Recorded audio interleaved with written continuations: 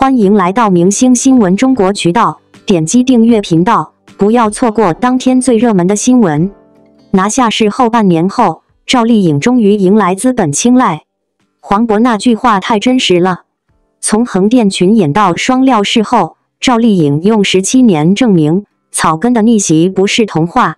被全网黑10连喝水都成错，如今在争议中撕开表演新维度，毁容式演技颠覆甜妹形象，眼神里的疲惫与倔强比台词更有力量。尊严不是别人给的，而是长在心里。这是赵丽颖在电影《向阳花》宣传时所说的。中专学历，农村出身，选秀出道，赵丽颖的起点与学院派毫不沾边。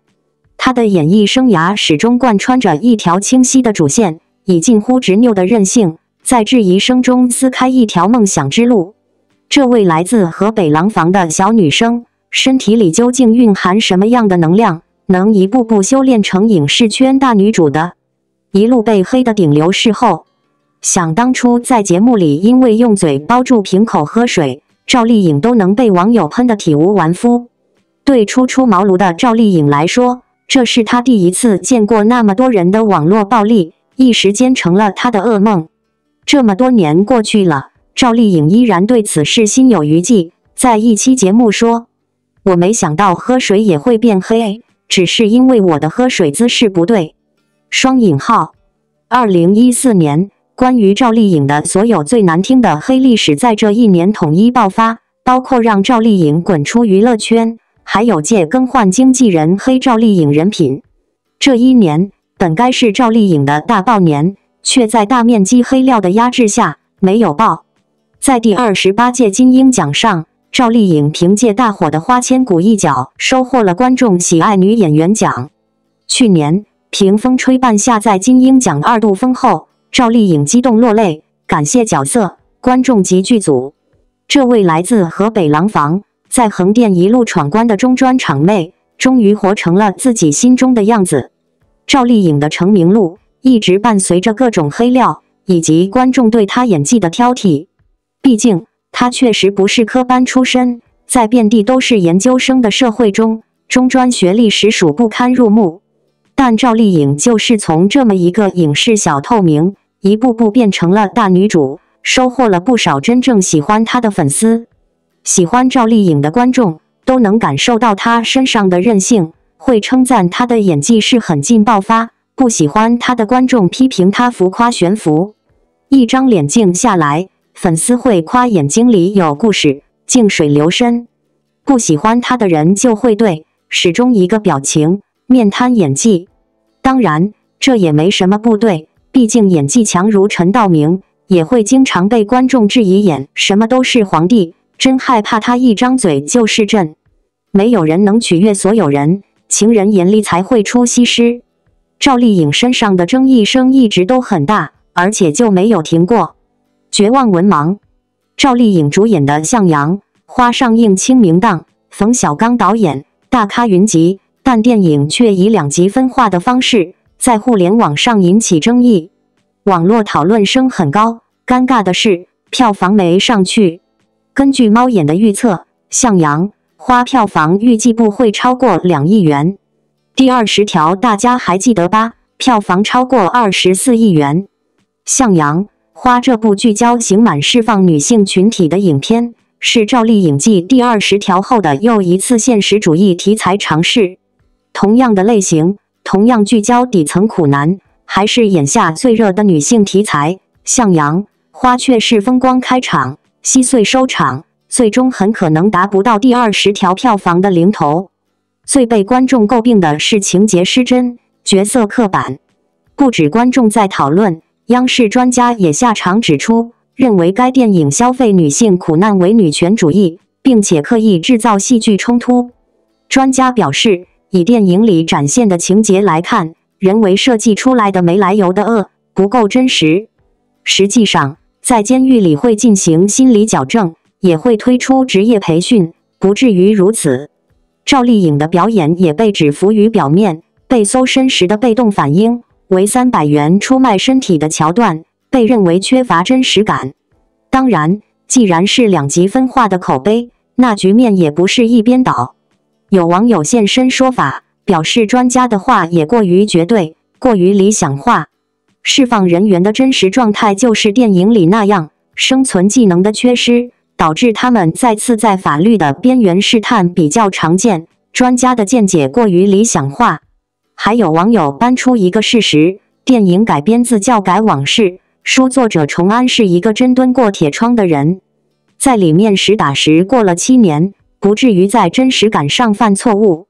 有影评人看到了他的突破，从柔弱到狠厉的转变中，他展现了毁容式演技，谄媚老板时的市侩，用石头砸向恶人时的癫狂，这些瞬间颠覆了过往的甜妹形象，呈现出亦正亦邪的张力。豆瓣短评中有观众感慨，赵丽颖的沉默比台词更有力量，眼神里的疲惫与倔强让人震撼。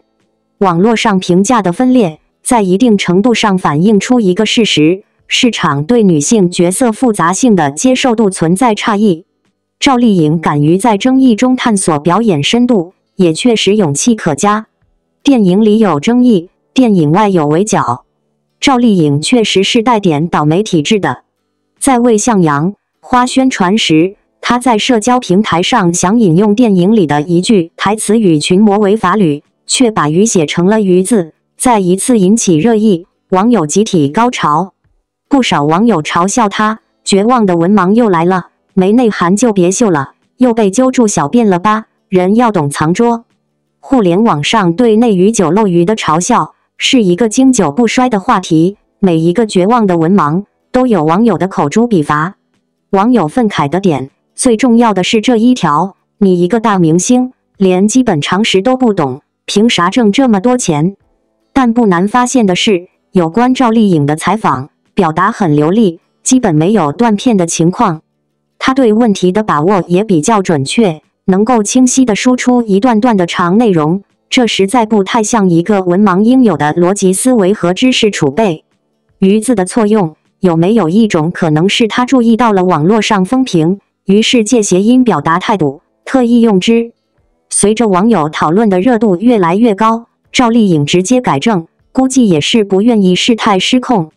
票房已经不如预期了，再整活难免又被嘲笑，为了一部破电影这么拼的吗？多说多错，一句话就被无限放大，一直延伸，弄得所有人都不敢说话，也难怪很多人诟病，内娱已经慢慢没有活人感了。河北廊坊一个小地方走出来，没有背景，没有师承，从群演演起，横店常驻，一路走来，导演只骂，同行排挤，黑子猖獗。赵丽颖这一路走来，始终面临着被大做文章，但她身上有一种近乎执拗的韧性，指引着她前进。赵丽颖的韧性不仅体现在角色选择上，更渗透于职业态度中。演员宁静曾在综艺中提到，赵丽撑起半壁江山，王一博独占乐华60%营收，背后真相惊人。乐华娱乐近40%营收由王一博扛起，艺人千面从追风者书卷气到无名杀伐决断，13岁练舞到凌晨的练习生10年磨成顶流巨星。当他自立门户布局好莱坞，成立影视基金时，乐华单日蒸发近39亿市值的警钟已敲响，巨轮不能只靠一个引擎破浪。王一博是乐华的半壁江山，也是悬在头顶的达摩克利斯之剑。在娱乐圈这个充满星光与变数的大舞台上，明星的吸金能力往往是大家关注的焦点之一。今天咱们就来聊聊乐华娱乐旗下的王一博，这可是个了不起的年轻人。他在乐华娱乐的营收方面占据着举足轻重的地位，个人贡献收入长期超过60%，在2024年的时候，这个占比更是进一步扩大，在公司营收和成本方面都几乎占据了半壁江山。从2020年到2022年4月30日，他为乐华带来的收入可高达10.83亿元，2024年乐华娱乐营收7.65亿元，他也是贡献了大头。招股书也显示，近40%的收入由他个人贡献。这就像是一艘大船上，他是那最强劲的动力源，带着乐华娱乐这艘大船，在娱乐圈的商海中破浪前行。王一博能有这样的成绩，可不是凭空而来的。他在演艺界的表现那可真是相当亮眼。他主演的影视作品一部接一部，每一部都有独特的风格和深刻的内涵。从13岁当练习生开始学习跳舞，到凌晨1、2点、2、3点，10年踏实进取，一步一个脚印走到今天顶流位置。从追风者中的魏若来满屏书生气，正义感满满，到无名中的叶密，心思缜密，杀伐果断。王一博一人千面演绎出了不同的人物底色。他不仅仅是在表演，更是将自己融入到角色当中，让观众看到了一个鲜活的人物形象。他的这种敬业精神和扎实的演技，吸引了无数的粉丝和观众，自然也为他带来了超高的人气和众多商业机会。然而，就在王一博成为乐华娱乐的营收支柱的时候，事情却悄悄地发生了一些变化。乐华娱乐这种高度依赖单一艺人的营收模式，就像是一把双刃剑，在带来巨大收益的同时，也隐藏着巨大的风险。2024年1月的时候，乐华娱乐就遭遇了一次重大危机，公司的股价异动，仅仅一日之间市值蒸发 38.89 亿港元。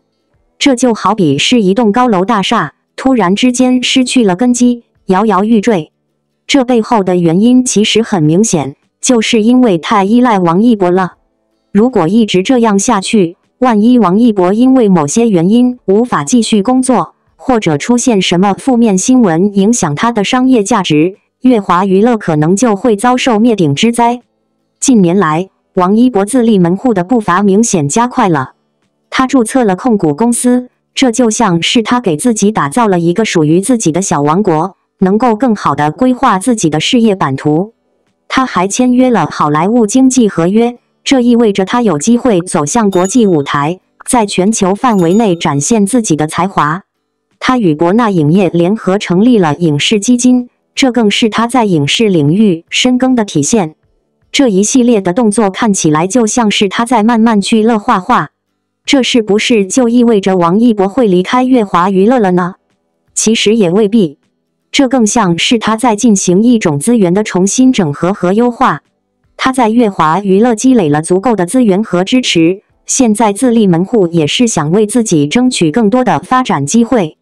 从另一个角度来看，乐华娱乐也应该从这件事情中吸取教训，不能总是把所有的希望都寄托在一个艺人身上。就像在果园里，不能只种一种果树，万一这种果树遭遇了病虫害，整个果园就完了。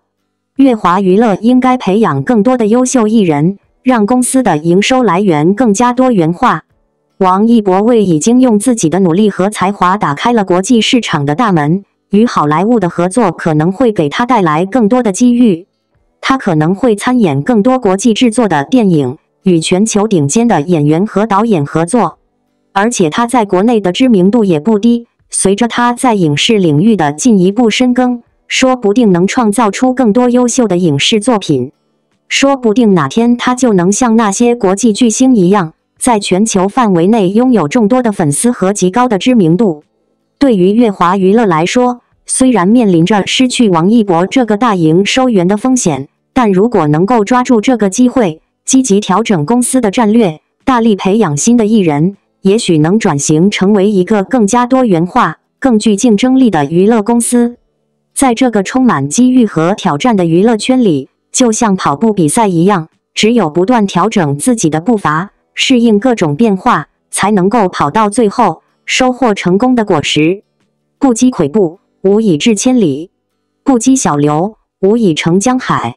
无论是艺人还是娱乐公司，都是需要一步一个脚印，不断积累，才能走向成功。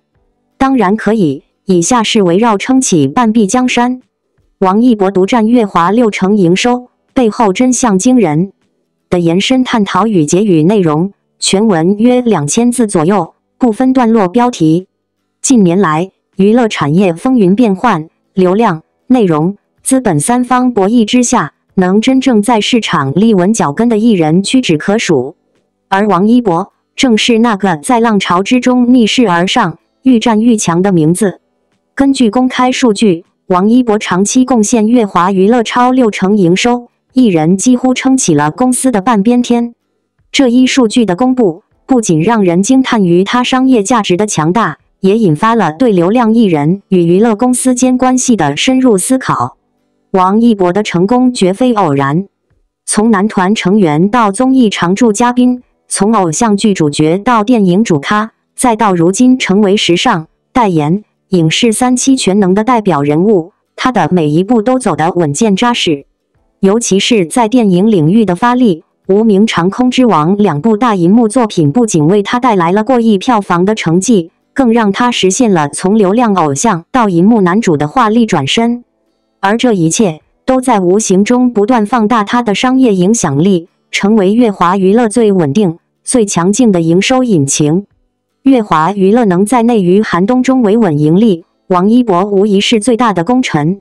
他的代言数量、品牌级别、影视回报、粉丝购买力都处于行业前列。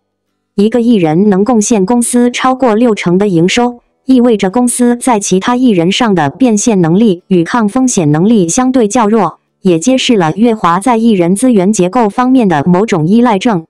从财务角度来看，这是公司短期内的幸运，却也隐藏着长期发展上的潜在风险。从王一博个人角度来说，他的商业价值虽高，却也承受着巨大的责任与压力。艺人挑大梁意味着无论是成绩的高光，还是舆论的漩涡，都将集中在他身上。从代言事件到演技质疑，从话题热度到数据排名，每一项指标都如影随形。他不能轻易犯错，也无法随意喘息。当一个艺人成为公司的生命线，他的每一次选择都不再只是个人行为，而是牵动着无数股东与市场的神经。不过，王一博始终保持着清醒与克制。在繁华的流量光环背后，他用作品与实力说话，不断拓宽事业的边界。他没有过度曝光，却始终保持热度。他鲜少社交，却屡次登上国际大刊。他以安静的方式发光，却从未停止前进的脚步。在2024年至2025年这个阶段，他更是在影视、商业与时尚3线全面开花，堪称内娱6边形战士的代表。这样的他，的确配得上公司顶梁柱的称号，但他也不应被公司完全捆绑。当娱乐公司过度依赖某一艺人，就像将鸡蛋都放在同一个篮子里，一旦艺人选择独立发展，转签新公司，原公司很可能会面临重创。因此，乐华若想真正长远发展，就应在维系好与王一博合作关系的同时，更加重视艺人梯队的培养与多元化布局。否则，一旦王一博跳槽或选择自立门户，公司或将陷入困境。此外，这也引发了大众对流量2字的重新认知。在过去，流量明星常被视为空有热度、无有实力的代表。但以王一博为例，他用连续不断的好作品、票房成绩、国际舞台表现，打破了外界对流量的偏见。他证明了流量并不等于空洞，粉丝不等于盲从，只要艺人愿意沉淀、愿意打磨、愿意承担责任，流量也可以成为内容与产业的正向推动力。面对如此耀眼成绩，我们固然为王一博喝彩，但更应看到其中的复杂成因与潜在隐忧。他的努力与坚守不容忽视，但公司层面对他的依赖同样值得深思。娱乐行业是一场马拉松而非短跑，唯有良性循环、稳健扩展，才能真正实现共赢。最后，作为观众和粉丝，我们有幸见证了一个少年如何凭借实力站上巅峰。从街舞少年到票房男主，从综艺红人到封面宠儿，王一博用实际行动诠释了偶像的力量，不仅仅是热度，更是正向引导与坚持自我。他是舞台上的闪光者，更是无数年轻人努力生活的榜样。他让我们相信，努力不会白费，沉默中会被听见。未来的路还很长，希望王一博能够在不断进阶的过程中，始终保有初心，不为流言所扰，不为光环所累。愿他继续发光，也愿整个娱乐行业在他这样的正向引领下，走向更健康、更多元的发展。而我们也将一如既往的守护它，支持它，看它走得更远，飞得更高。感谢您观看视频。如果您觉得本视